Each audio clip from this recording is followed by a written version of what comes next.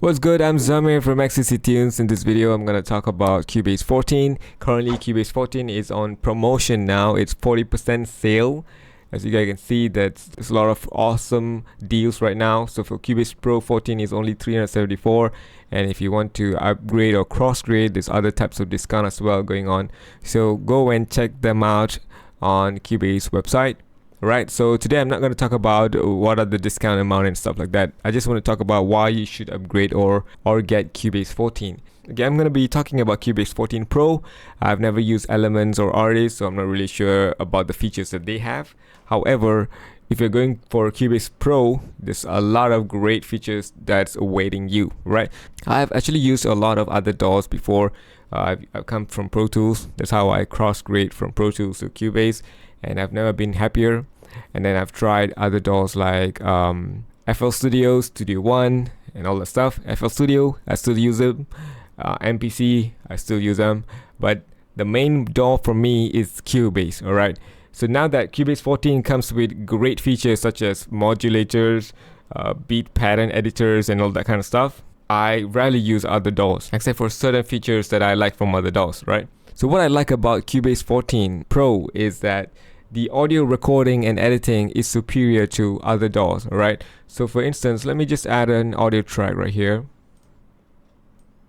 Okay, so I'm gonna change this to mono and change the input.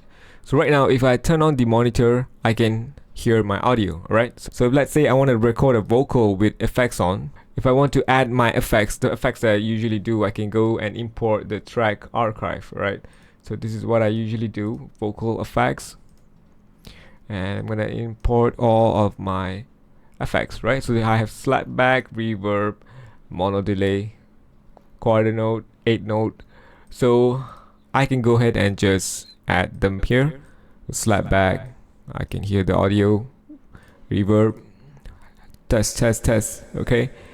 And then delay, and another delay. Okay, these are the most common effects I use all the time. I'm also gonna add the side chain. So side chain is important. So let me lower this level here.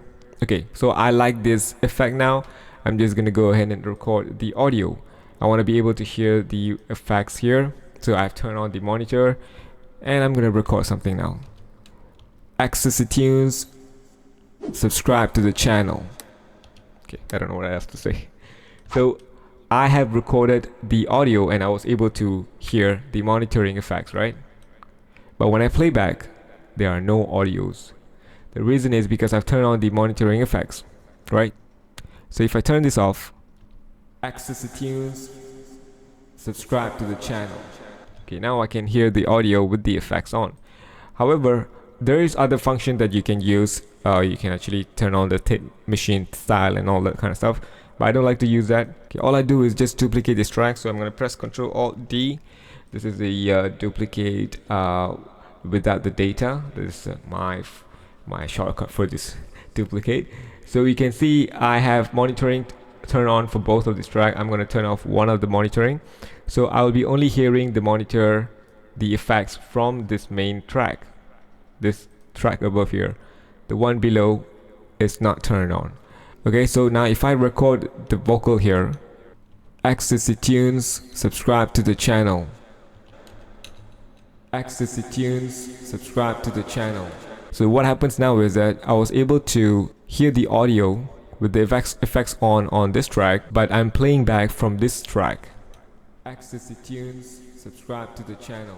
So I don't have to turn on and turn off the monitoring effects all the time. So another cool thing about the audio editing in Cubase is that I have the Vary audio here. So let's say if I want to do a recording of a vocal performance and I'm not happy with the performance, for instance the pitch was kind of out, or maybe the timing is out, I can pretty much fix it with the editing. Alright, so let's do another take. I'm gonna just add a new version here. I'm gonna have to sing something. Ecstasy tunes, ecstasy tunes. Okay, let's say I don't like the way the note sounds. I can actually pitch it the way I want. So maybe bring it up, right? Ecstasy tunes. And it sounds really natural. So I like the way that Cubase Ecstasy tunes. Ecstasy tunes. Ecstasy tunes. the pitch correction was very natural. Obviously, if I don't like the take, I might be recording it again. However, the point is here, let's say you can't record another take, you can use Vari Audio to edit the pitch. And on top of that, you can also do the timing correction using the warp, free warp here. All you have to do is just click here, and then you can adjust the timing, okay, the way you want, the way that it's supposed to be according to that section of the song. Ecstasy tunes. This allows me to edit vocals or edit tracks very fast. So whatever I wanted to do is already possible in Cubase. I don't have to load Melodyne or any other pitch correction plugin. On top of that, I also have the audio alignment plugin, which is right here. I can add my vocal. Okay, let's say I want to add this one, bounce, this one for instance. Okay, now I can align them, right? This two obviously is a different kind of take, but you get the idea, where I can actually quickly align these two audios together, right? So, and all of these plugins are built in Cubase. I don't have to necessarily buy any audio correction plugin or audio alignment plugins because I have Cubase, all right? So the other thing that I want to talk about is the track archive. You go import track archive. Here I have a bunch of presets that I've created. So I have one for the library that I use, orchestral library, viola solo, violin solo, blah blah blah. So basically I can customize things the way I want, and when I want it, I can just go ahead and just import it, and it's ready for me to use. On top of that, I also have other kinds of presets that I have created all these years. So I have these audio effects. Let's say I want delay, slapback, ambient. So I have other plugins here, mono delay, and then I have this vocal. I can go ahead and add. So all these are the effects that I have created when I'm working on my projects. So we have VST instruments, sampler. So these are some of the track preset that I like. So let's say when I'm creating or when I'm sampling, I like the way the snare sounds. So I can just create a track, sampler track presets. See this, I like this. I can actually use it for film scoring. These are all the presets that I have created. Right, so if I want an easy 808, I can just drag these.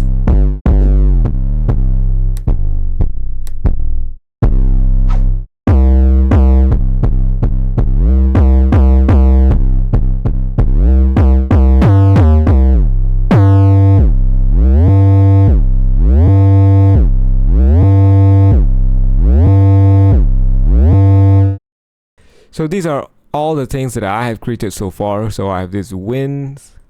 Let me just add this quickly.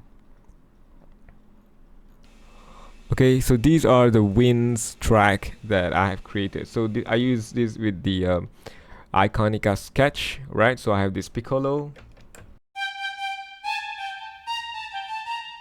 And then I can go to the flute.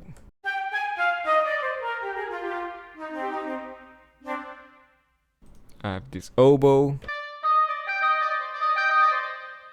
English horn, clarinet. I assign it to a group channel so I can process them together. Like I said, this is how I use Cubase. It's very customizable, and on top of that, I also can create my own MIDI loops. So MIDI loops is available. So I like to go here to my MIDI loops here. I have created a shortcut. So I have this chord progression MIDI loops. Let's hear it. I don't know when I created this, but let's hear it.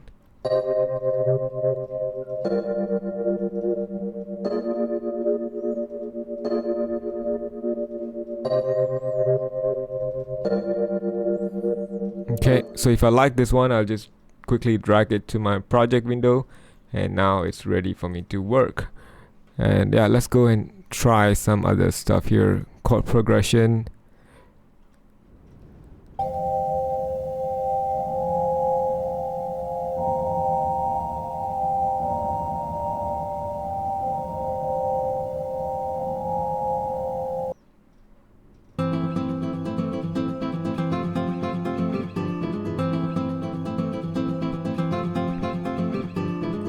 sometimes when I'm composing something, I might get some other idea and I'll be just creating that short loops, and then I'll save it as a MIDI loops. So that's what all this stuff here, guitar melodies, melody idea, blah blah blah. I don't know what to name them.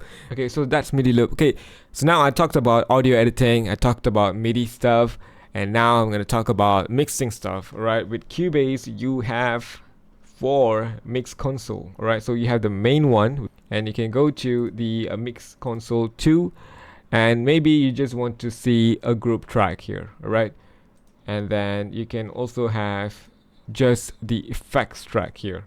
You know, you can pretty much customize this mix console the way you want. All right, I don't think any other DAW out there that has these features. All right, so let me go back to the mix console. And one of the best thing about mix console in Cubase is that you have this channel strip ready for you. All right, so you don't even have to go to the mix console. You can actually go to your any of the track, you go to the edit setting. Here we have these channel settings that comes with all the channel strip that we need, right? So gating, compressor, EQ, tools. So for tools there's an envelope shaper and de-esser, saturation, limiter. So all of this is built into the channel, right? So I don't need to necessarily add any of the plugins. That way I save a lot of CPU space, right? Okay, another cool thing that I like is, for instance, let's say I'm working on this project right now and I notice that the EQ needs to be adjusted. So I can just go and select those tracks, go here and adjust them accordingly. So another cool thing I like is, for instance, let's say I want to test my vocal with maybe an 808. Okay, that doesn't make any sense, but let's just try. So let's say this is a vocal chain and this is the 808, and I want to make sure that my vocal is not clashing with the frequency of 808. So that way I can just check here and I can adjust the frequency accordingly, right? So this is built in Cubase. There are no other DAWs that comes with it, right? So that's mixing. So I'm gonna go to the control room here. This is more about monitoring what's happening in your project. So sometimes I like to check my mixes in mono, right? So I can just click the button here. I don't have to add any utilities button. It's all right here. And we have this meter. You can also check the loudness of your mix here. So we have integrated, range, short term, and all of that, and you can actually quickly kind of reset them here, and just monitor your mixes like that. Okay, this is a short video about the pros of using Cubase.